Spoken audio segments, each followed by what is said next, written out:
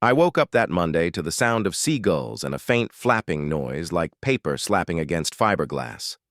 I thought it was just a flyer or some Marina notice, maybe a weather advisory or community bulletin.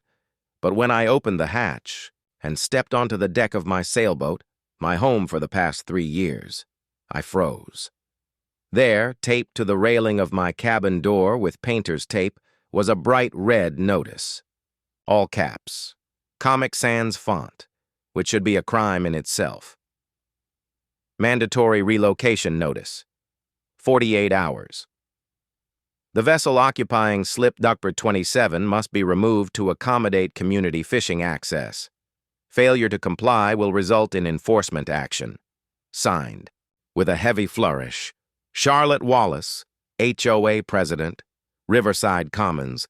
I just stood there, bare feet on the deck, coffee going cold in my hand. At first, I honestly thought it was a prank. Charlotte? The HOA president of the neighborhood next door to the Marina? Telling me to move? That didn't make sense. See, I don't live in Riverside Commons. I live at Paradise Marina. Privately. Owned, long established, and absolutely not under HOA jurisdiction. Still, that paper was real. Slapped right there on my boat like it was a ticket. And it wasn't just some angry letter. It was a threat, dressed up in faux legal language and HOA arrogance. Charlotte had overstepped, again. But this time, she had no idea who she was messing with. Let me back up. My name's Nathan Ford. I'm 34, and for the past few years I've been living what most people would call the dream, if your dream involves coding apps and living on the water. I used to be neck-deep in tech startups. Built a couple of successful productivity apps. One of them even made top 10 in the App Store for a while. I cashed out early, moved out of the Bay Area, and bought a gorgeous 32-foot sailboat I named Exodus, because it was my way out. Out of meetings, out of deadlines, out of endless Silicon Valley burnout. Exodus is docked at Paradise Marina, a quiet private marina on the river's edge. About 40 slips, all well kept, full of hobbyist sailors, retirees, and weekend boaters. The marina's owned by Jim Parker, a retired Navy engineer and genuinely one of the most solid men I've ever met. I've been docked in slip Duckbird 27 for just over 3 years. My lease is legal, paid in full, and it clearly states, in black and white, that Paradise Marina is not governed by any neighborhood or community association, especially not Riverside Commons, which was built 15 years ago right next to us. The issue? That's where Charlotte Wallace lives, and now she thinks her clipboard gives her dominion over the river. I called Jim as soon as I saw the notice. He picked up on the second ring like he was expecting the call. "Nathan," he said, sighing before I even said a word. "You see, the paper? Yeah, you kidding me with this?" "She marched in here around 7 a.m., Jim said, his voice low and annoyed. "Didn't even say good morning. Just walked right past me, red paper in hand, and started taping them to your boat. She posted more than one?" "One on the cabin, one on your hatch. I took the third one off your steering wheel before it got soaked. Jesus," she said, and I quote, "We are invoking community cooperation standards for the benefit of Riverside Commons residents." I told her flat out she doesn't have authority here. This is private property. Marina predates her HOA by a couple decades, but she just smiled that smug smile of hers and left. This wasn't the first time Charlotte had tried something like this. Over the past year, she'd started sniffing around the docks, asking about who owns what, talking about shoreline beautification and community usage zones. Every time Jim told her to beat it. But this time, she was escalating. Walked back inside, pulled my lease folder from the cabinet under the nav station, and read it again just to be sure. My slip was mine until next July, with an automatic renewal clause if I wanted it. Charlotte had no case, no standing, no business even stepping onto the docks, let alone posting notices like she ran the place. I took pictures of everything. The paper, the tape, the timestamps. Then I made some calls. First to Alyssa Carter, my college friend, and now a corporate attorney who specialized in property law.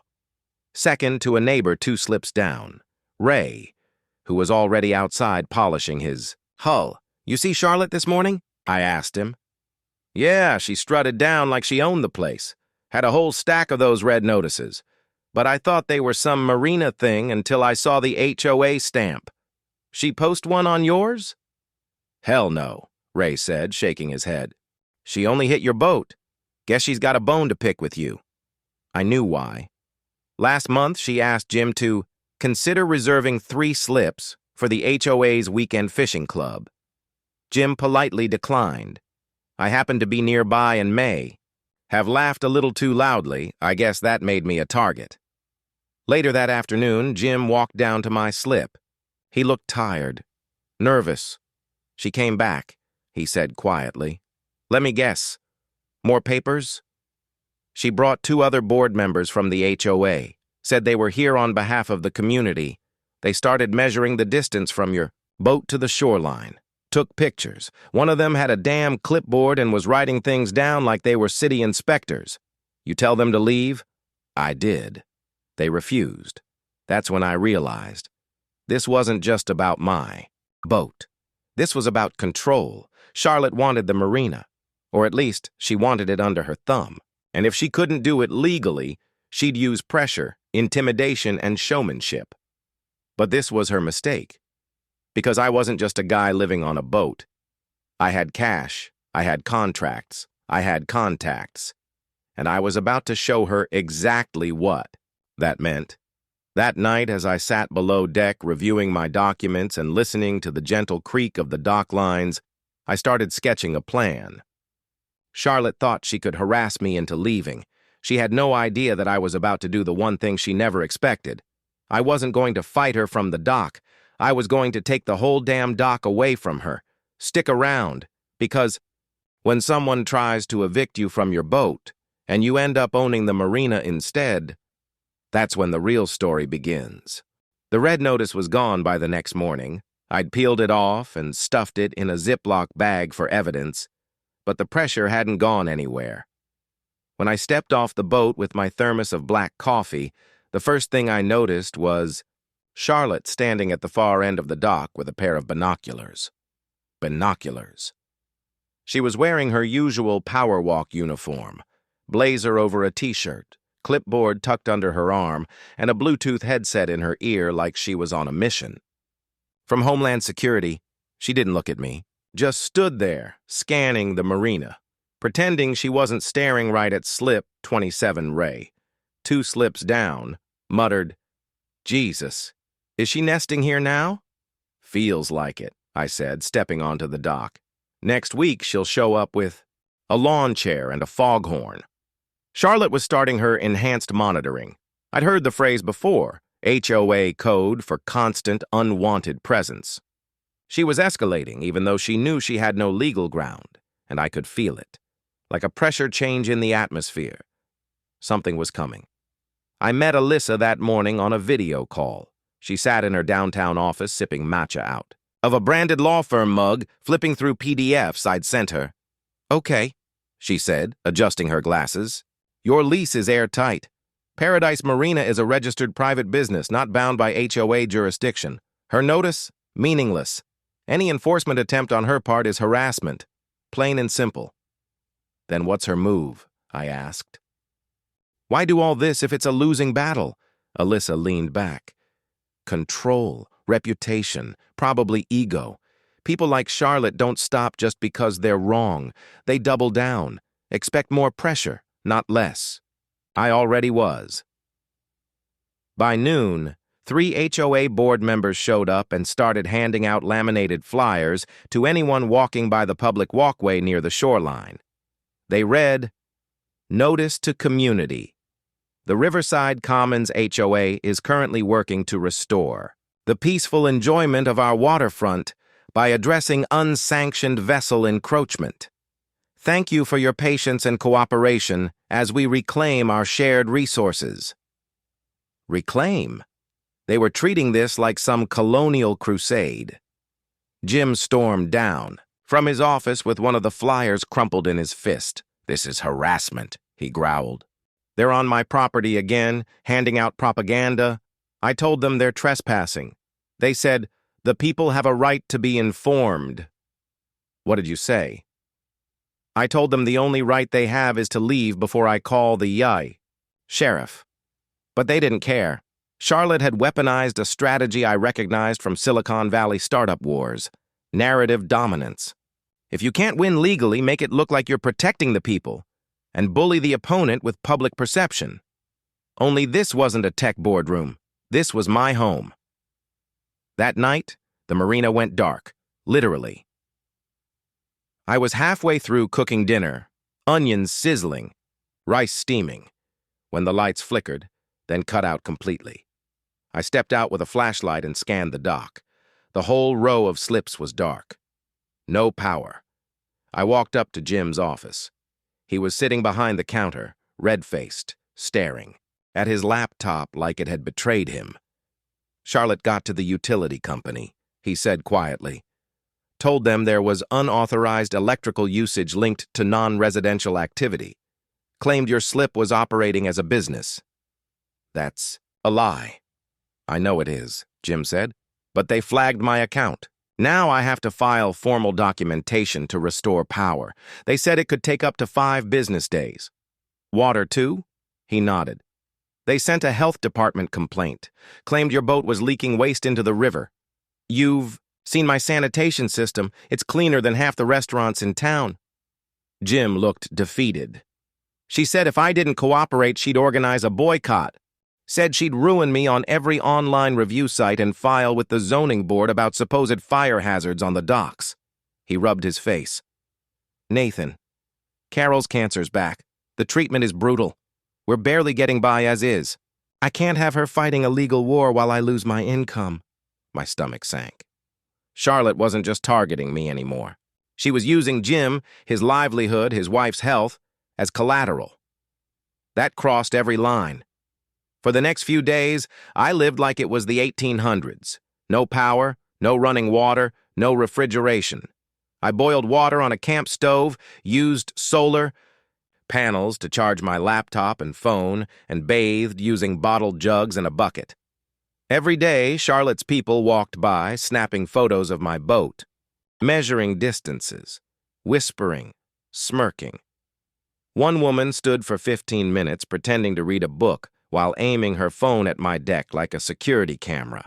Ray had to shoo 2 people off his dock after they wandered over just to get a closer. Look, the pressure was psychological now, a constant reminder. We're watching you. We want you gone. It worked. On the surface, I looked like I was cracking, but behind closed doors, I was planning. The turning point came when Jim knocked on my hull with something heavy in his hand. I need to talk to you, he said. And you didn't hear. This from me. He stepped aboard, sat down, and set a manila folder on the table. She's trying to buy the Marina, he said. What? Charlotte. Or the HOA. Or some real estate shell they're using. Been sniffing around all week. Asked what the place is worth, whether I'd consider selling, what the zoning regs are. Are you considering it? He hesitated. I don't want to. But Carol's treatment is expensive. We're out of options. The insurance won't cover it, and the trial she needs starts in 3 months. He looked at me, eyes red-rimmed but steady. If I don't sell, she might not make it. It hit me like a punch to the gut. Jim wasn't just my landlord. He was the soul of this place. The guy who grilled burgers on the weekends and fixed your mooring rope without asking. If he had to sell, and if Charlotte got it, Paradise Marina would become Riverside Commons Annex. And everyone who lived here, who loved it here, would be gone. Unless I leaned forward, the plan forming as I spoke. What if I bought it? Jim blinked. You? I've got the capital. I've got a lawyer. And I've got a reason. He didn't answer right away, just stared at me, running the math in his head. Then he said, You'd do that? I nodded. Not just for me. For everyone. I'm done reacting. It's time we play offense. That night, I called Alyssa. You ready for something big? I said. She laughed. Define big. We're buying a marina. There was a pause. Then, hell yes. Let's go to war. And just like that, the tide turned. Charlotte didn't know it yet, but her days of playing Queen of the Shoreline were numbered, because the guy she tried to evict was about to become her landlord. 3 days after I decided to buy the marina, the attacks escalated again, this time into something I couldn't laugh off.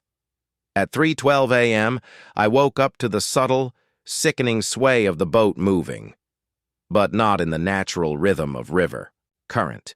This was off, too loose, too free. When I stumbled out onto the deck, barefoot and half awake, the moonlight showed me what I'd feared. One of the stern dock lines was floating in the water, cut clean. The bowline was frayed and dangling. Grabbed the boat hook and managed to loop the line back to the cleat before Exodus could drift into the channel. If I had woken up even 15 minutes later, I'd be fishing her out of the main current. Or worse. The other lines had deep slashes in them too, clean cuts through thick marine-grade rope. Not wear, not weather, not animals. This was sabotage, and I knew who was behind it. I called the county sheriff that morning, filed a report, showed them the ropes, the cuts, the photos. The deputy was sympathetic, but shrugged. Without footage or an eyewitness, we can't prove anything. Could have been vandals, could have been kids, yeah. Because every 14-year-old in the suburbs knows how to quietly cut dock lines at night and avoid motion sensors. I called Alyssa next. She didn't mince words. Document everything. File a report. Lock your boat. But also, don't retaliate. Not yet. Keep your head down and let me do mine. She was already working with Jim on due diligence, pulling up records, verifying ownership structure, reviewing zoning restrictions, setting up a purchase vehicle through a new LLC. But the sabotage told me one thing loud and clear. Charlotte knew she was losing control. That meant she was getting sloppy and dangerous. Jim came by that afternoon. He looked more worn than ever, like the fight was draining him one HOA letter at a time. "I'm filing trespassing charges next time she steps foot on the dock," he said, standing by the piling where my cut rope still dangled. "I don't care if she shows up with a marching band. She's not welcome here anymore." I told him about the damage to my navigation system, too. My GPS had stopped syncing. The wiring inside had been tampered with, carefully, like someone unscrewed the panel just enough to yank a cable loose. Estimated repair? Nearly $3,000. Insurance might cover it, if I could prove it wasn't general wear. "You shouldn't have to live like this," Jim muttered. "Neither should you," I said. "That's why this ends soon." He nodded slowly, understanding more than I said out loud. Because it wasn't just about fixing ropes or cables anymore. It was about control. Charlotte wanted to show she could break people down, intimidate them, scare them into leaving or bending to her HOA will. But what she didn't realize, or maybe refused to believe, was that everything she was doing, every photo, every flyer, every surveillance stunt, was building my case. She was handing me the leverage, and I was nearly ready to use it. By the end of the week, we had a tentative purchase agreement on paper. $720,000. Clean title. No liens. A solid, profitable marina business that Jim had built from the ground up. The property included the docks, the launch area, a small office building, and 3 acres of waterfront land, just enough to make it valuable, but too small for condo developers to salivate over.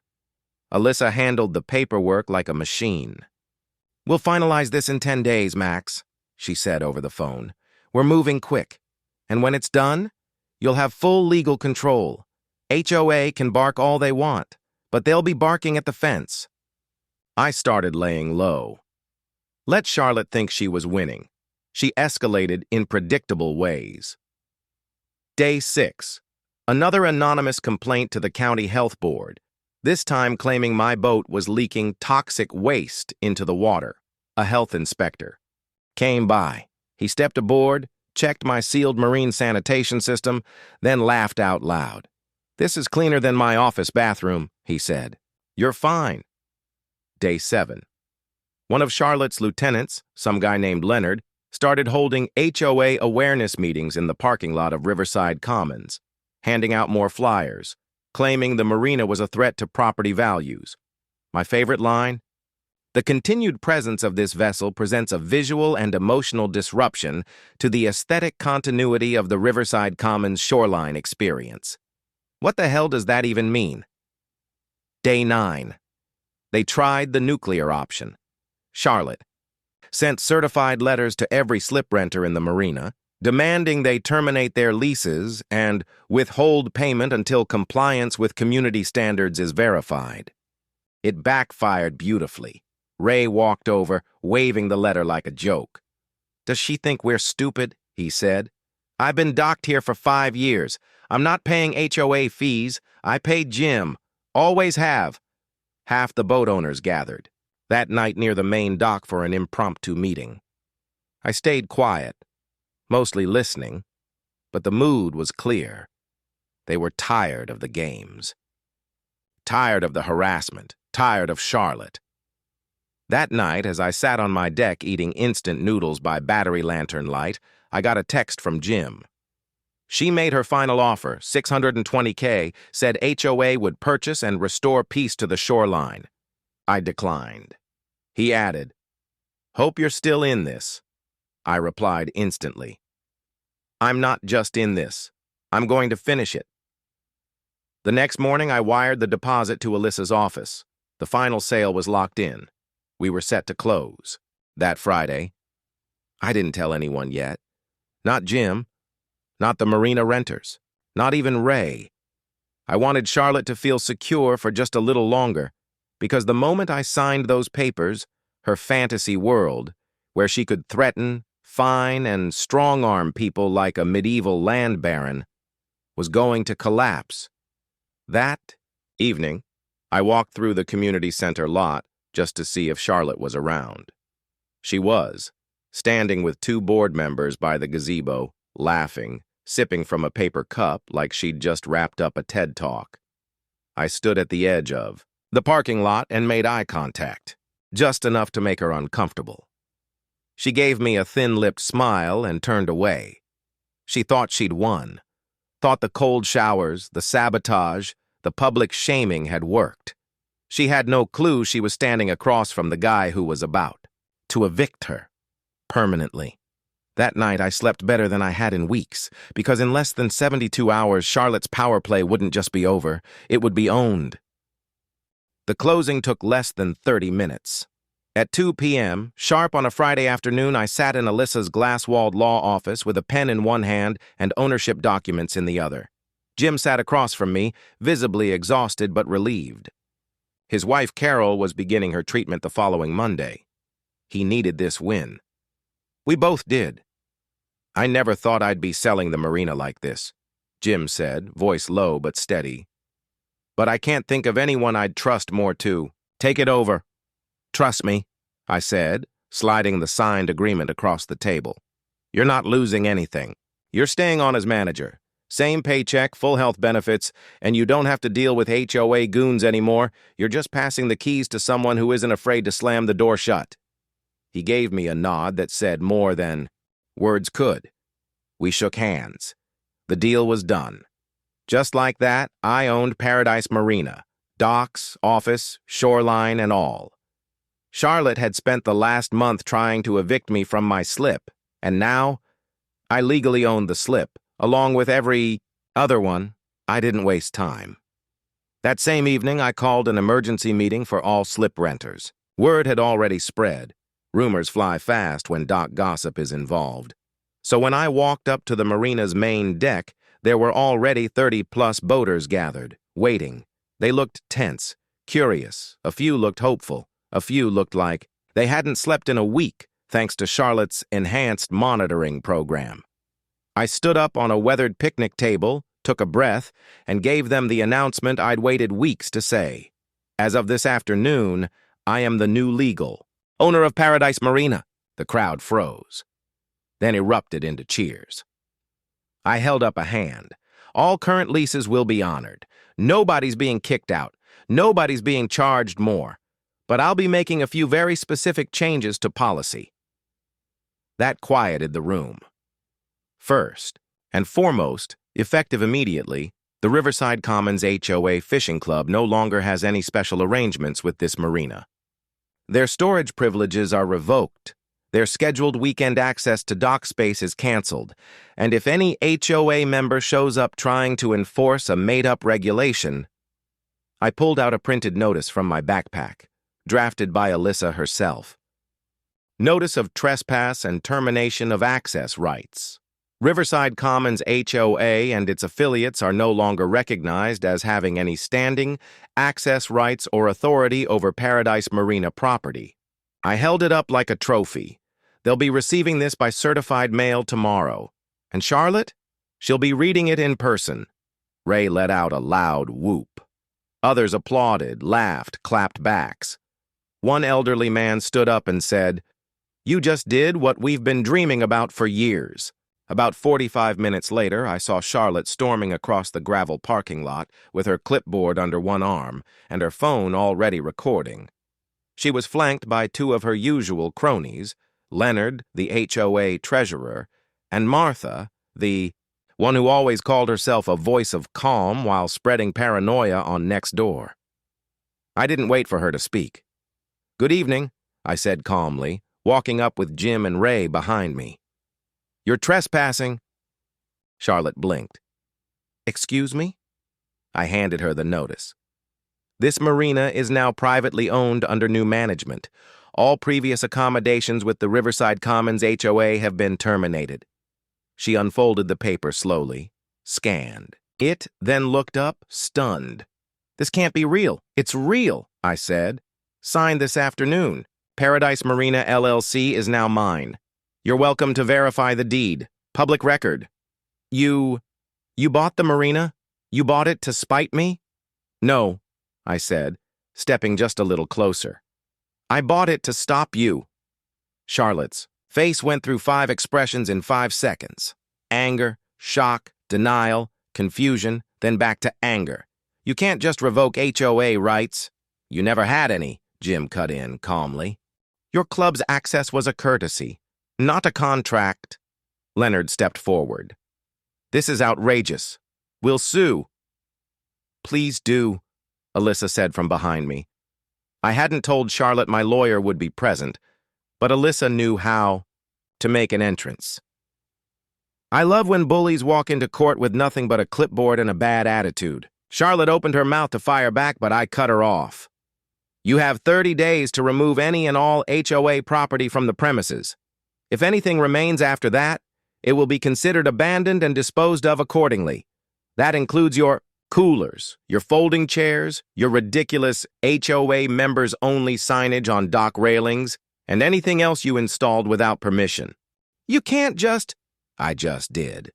For the next 3 weeks, Charlotte spun like a top on every possible axis. She went full denial mode at first, sending emails to marina renters, claiming the sale was pending legal dispute and that I was a hostile stakeholder. We had Alyssa send her a cease and desist. Then she switched to bargaining, offering to pay $10,000 a year for her fishing club to keep symbolic shoreline access. I didn't even answer. Week 2, she staged informational protests at the edge of the property. 6 HOA members standing outside with signs like "Uncooperative Management Ahead" and "Say No to Community Hostility." They got sunburned. No one cared. A few passers-by took selfies with the signs as jokes. Week 3, she started to crack. The tone of her social media posts shifted from queen bee to martyr, vague stories about entitlement and outsiders ruining harmony. But the narrative didn't land, because while Charlotte flailed, I upgraded the marina. Utilities restored. Security lights repaired. We installed a picnic area near the dock. Jim coordinated a weekend potluck and live music night. Half the boaters brought food, the other half brought guitars. We weren't just surviving Charlotte's war anymore. We were thriving in the peace she never wanted us to have. Then came day 30. Charlotte arrived right on schedule around 9 a.m. with a rental truck and two of her most loyal HOA members. They moved slowly, loading up their fishing gear, the laminated HOA rules signs, a cooler with a faded Property of Riverside Commons sticker, and the comically large umbrella labeled HOA HQ. I stood nearby the whole time, calm, polite, sipping coffee, watching. When Charlotte struggled to lift a folding table, I stepped in to help. Not out of pity, but because that's the difference between leadership and power trips, she said, nothing as we carried it to her truck. But as she closed the tailgate, she turned to me and said, "You think you've won something here?" I looked her in the eye. "No, I know I have." She glared, clipboard in hand, and said the last thing I'd ever hear from her as HOA president. "You're going to regret this. Communities have long memories." I smiled. "Good, because this one remembers everything you put it through." Then, I turned and walked back to my boat in my slip in my Marina, and let the dock gate close behind me with a satisfying click. Charlotte had spent years trying to turn her title into a throne. All it took to dethrone her was a pen, a deed, and the one thing she never saw coming, a target who refused to bow. 3 months after I bought Paradise Marina, I was sitting on the deck of Exodus with a cup of coffee, watching the sunrise roll in over the water like melted gold. Everything was quiet, not silent, just the kind of peaceful quiet you only get after a storm has passed. And make no mistake, Charlotte Wallace had been a Category 5, but now the water was still, the docks were full, and Paradise Marina was finally living up to its name again. No flyers, no surveillance, no sabotage, just the sound of halyards clinking and the soft hum of boats rocking in their slips. Charlotte was gone, but her exit wasn't just about one defeated clipboard warrior. It was about everything she didn't see coming. After her final defeat at the Marina, the loading of the folding chairs, the bitter warning, the exit that was more whimper than bang, Charlotte disappeared from public view for a while. No more protests, no more walk-bys, no more veiled threats about the community's memory. Then, word started trickling through the neighborhood grapevine. She'd put her Riverside Commons townhouse up for sale. Rumor was she was moving out of state, though knowing Charlotte, it probably just meant one suburb over. Somewhere, she could reinvent herself without people remembering how she tried to annex a marina she didn't own. Several HOA members who'd once stood by her quietly distanced themselves, some even stopping by the marina to apologize. Not directly, of course. Suburban humility doesn't work like that. But in small gestures, a wave, a nod. One woman, even, brought a pie. "I didn't realize it had gone that far," she told me awkwardly.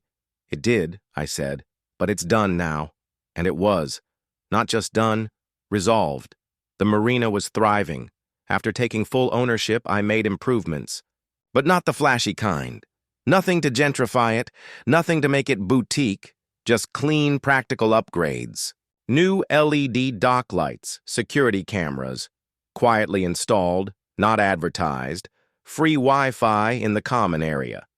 A shared tool shed for repairs and maintenance, monthly community potlucks, slip discounts for long-timers. Jim stayed on as manager, just like we planned. His wife Carol finished her first round of treatment, and the prognosis looked good. She'd even started volunteering during events, walking slower than she used to, sure, but smiling more. Jim came alive again, too.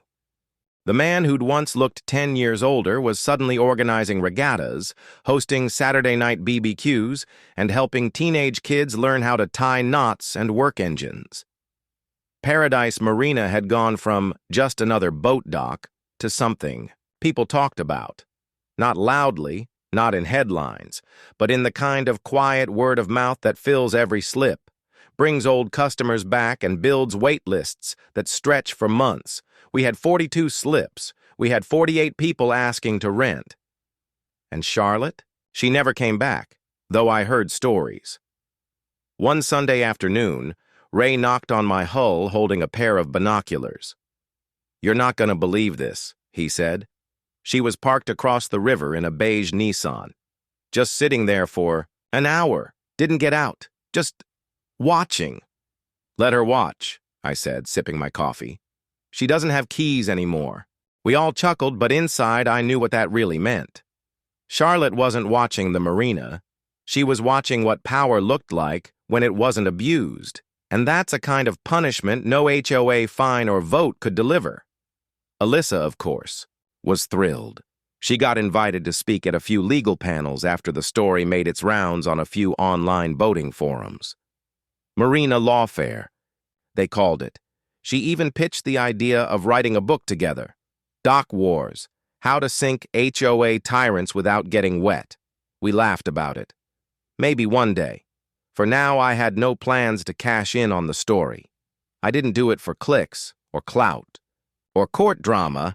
I did it because I was tired of watching good people get steamrolled by someone who confused a clipboard with a crown. Then one day, about 6 months after the dust had settled, something happened that brought the whole thing full circle. A man I didn't recognize came down to the dock. Late 50s, maybe. Wore a Navy windbreaker, had calloused hands and squinty eyes that told me he'd spent more time on water than land. He introduced himself as Tom, the owner of a marina 20 miles upstream. "I heard what you did here," he said. "We've got a similar issue. HOA across the river trying to muscle in. Thought maybe we could talk." We ended up grabbing coffee. Then we made a plan. Because what happened at Paradise Marina wasn't just a one-off story. It was a blueprint, a roadmap for anyone being harassed, cornered, bullied by people with fake authority and a rubber-stamped title. People like Charlotte don't just exist in one neighborhood. They breed in committees. They get drunk on proxy. Power. And the only thing that stops them is someone willing to push back harder, smarter, and with receipts. The final poetic twist? About 2 months after Charlotte's townhouse sold, I got a letter in the mail. No return address. Inside was a single sheet of paper, typed, no signature. It read, "Power isn't ownership, it's control, and control doesn't last forever. Enjoy it while it lasts." I read it twice. Smirked. Then fed it straight into the Marina's shredder. Because here's the thing. Charlotte never understood. Control through fear is temporary. Control through community, that's permanent. Now every time I wake up on Exodus, slip 27, same as always. I remind myself how close I came to losing it, not just the slip, not just the boat, but the peace. And every time I step out and see Jim tightening a line, or Ray teaching a kid how to steer, or Carol waving from the community garden patch we built beside the office, I know. We didn't just stop something bad. We built something better. So to anyone out there dealing with a Charlotte of their own, don't just fight back. Outsmart. Outlast. Outbuild. Buy the damn Marina. And never let them post another red notice again.